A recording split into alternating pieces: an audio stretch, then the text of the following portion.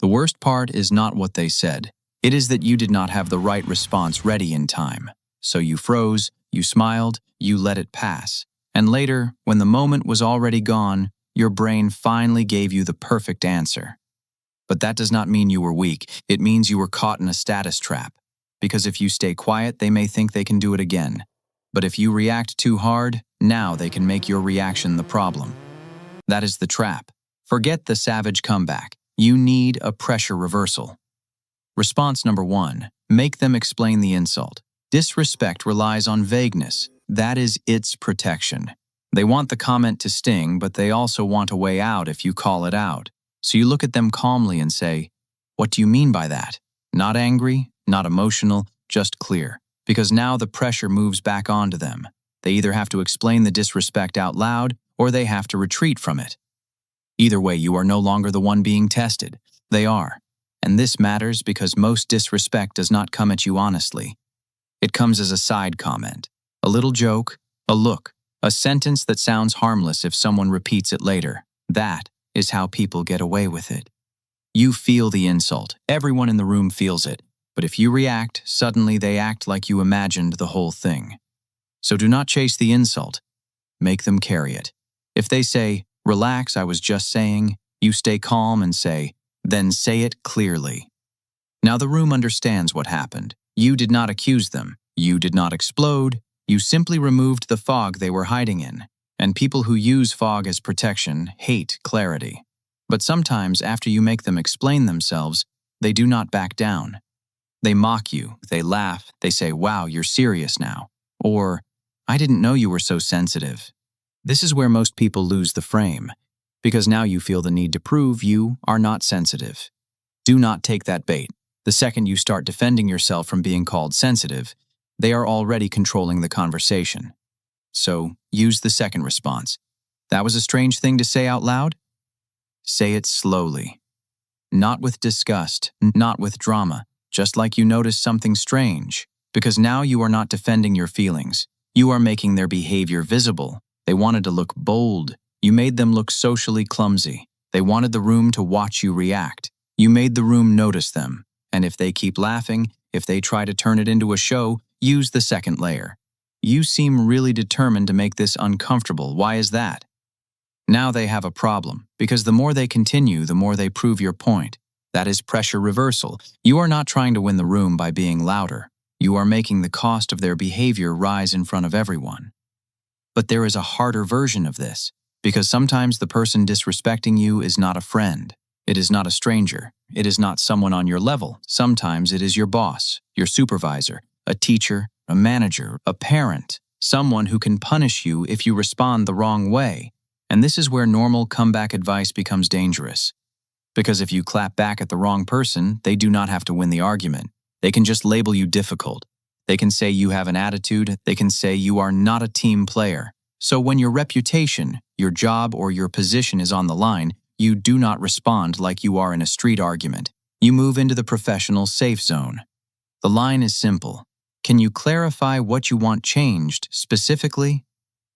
That sentence works because it does not attack their authority.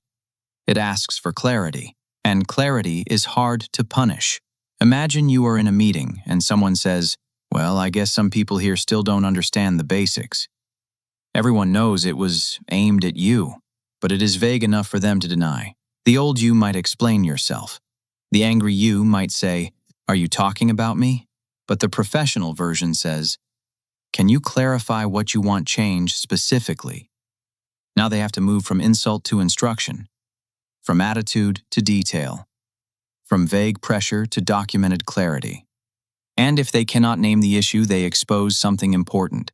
The comment was never about improvement. It was about positioning you lower in the room. This is how you protect yourself when the stakes are higher. You do not beg for respect. You create a record of reasonableness. You become the person asking for specifics while they become the person throwing fog. And that changes the room. Now, there is another response most people misunderstand: silence. Some silence is weakness. Not because silence itself is weak, but because your body gives it away. Looking down, nervous laughing, pretending it did not bother you while your face says it did. That kind of silence can look like permission, but there is another kind of silence, controlled silence, the kind that makes the other person feel the weight of what they just said. This is weaponized observation. You do not rush to fill the space. You do not rescue them from the awkwardness. You pause. You hold eye contact for 1 second longer than they expected. Then you say, "Interesting."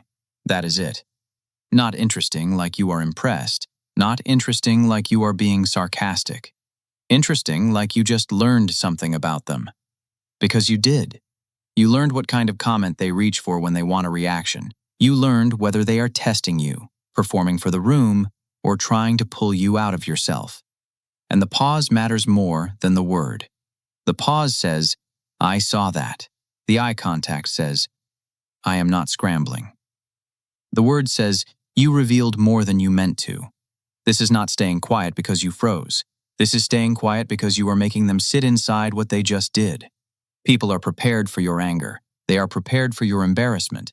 They are prepared for your explanation. They are not prepared for calm observation, because calm observation makes them feel studied. And people who are trying to study you hate realizing they are now the subject. But eventually you will meet the person who hides everything behind humor. They insult you. You look at them, and then they say, "What? I was just joking." This is one of the oldest shields in social life.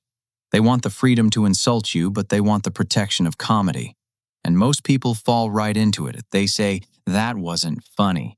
Now the conversation becomes about whether you have a sense of humor. Do not go there. Use the comedy diagnostic. "I don't get it. Explain why that's funny." That line is calm, but it lands heavy. Because now they have to explain the joke. And when a joke is innocent, explaining it is just awkward. But when a joke is cruel, explaining it exposes the cruelty. They have to admit the joke was funny because it lowered you, or embarrassed you, or made you look stupid, or gave the room permission to laugh at your expense. If they say, "You're making it weird," you say, "No, I'm asking what you meant." If they say, "You're too sensitive," you say, "Maybe." Explain it anyway. You are not defending your emotional state. You are keeping the spotlight on the behavior. Never let someone turn their disrespect into a trial about your sensitivity. That is the gaslight flip, that they do something disrespectful, you notice it, then suddenly the issue becomes your reaction. Do not accept that transfer. Keep the subject where it belongs. What did they say? What did they mean? Why was it funny? Why did they need to say it like that? And then there is the final response. This is the nuclear option. You do not use it first, but you need to know you have it. It is the one you use when they keep pushing. Because some people will not stop because the first line worked. Some people only stop when access ends. They want more attention, more reaction, more chances to test the boundary, so you stop giving them the conversation. You say, "I'm not continuing this conversation like this." That line is not dramatic. It is not a threat. It is a closing door. And a closing door is powerful because your attention is a prize, not a right. When someone can pull your attention anytime they want, they feel above you.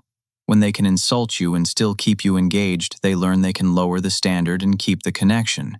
But when you remove access calmly, the whole game changes. You are not begging them to understand. You are deciding what kind of conversation you are available for. If they say, "Oh, so you're running away?" you say, "No. I'm leaving a conversation that stopped being useful." If they say, "You can't handle the truth," you say, "I can handle directness. I'm not available for disrespect." And then you follow through. Change seats, end the call, return to the work, stop replying, leave the room if you need to. Because a boundary without follow-through is just a request wearing a serious face. And this is the part most people miss. The power is not in the sentence. The power is in the version of you that can say the sentence without needing them to approve it. People who disrespect you are often looking for one thing. They want to see if they can make you chase the position they tried to take from you.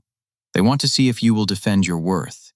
Explain your dignity. Beg the room to understand you. Prove you are not weak. Prove you are not sensitive. Prove you are not the person they are trying to make you look like.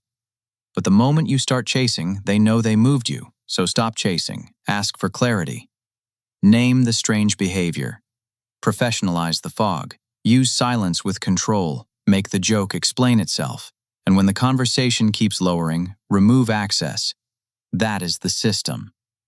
It is not about winning a fight. It is about ending the test. Not louder, not meaner, not more savage, harder to lower. Because the goal is not to become the person everyone fears. The goal is to become the person people think twice before testing. So the next time someone disrespects you, do not wait until you are alone to think of the perfect response. Start with one of these. What do you mean by that? That was a strange thing to say out loud. Can you clarify what you want changed specifically? Pause. Interesting. I don't get it. Explain why that's funny. I'm not continuing this conversation like this. You do not need all of them at once. You just need one response ready before the moment arrives. Because the moment arrives fast. And when it does, the old version of you may want to freeze, smile, explain, or shrink. But now you have another option. You can reverse the pressure. And once someone feels that from you, they learn something very quickly. You are not an easy place to put disrespect anymore. The goal is not to become louder. The goal is to become harder to lower.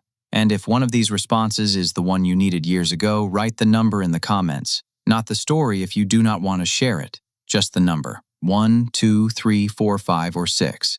Because sometimes the first step is not explaining what happened. It is finally naming the response you wish you had ready. And if you want more videos on status, disrespect, manipulation, and the quiet tests people use to lower you, subscribe to Pragmatic Principles. Because once you learn to see the test, you stop walking into it.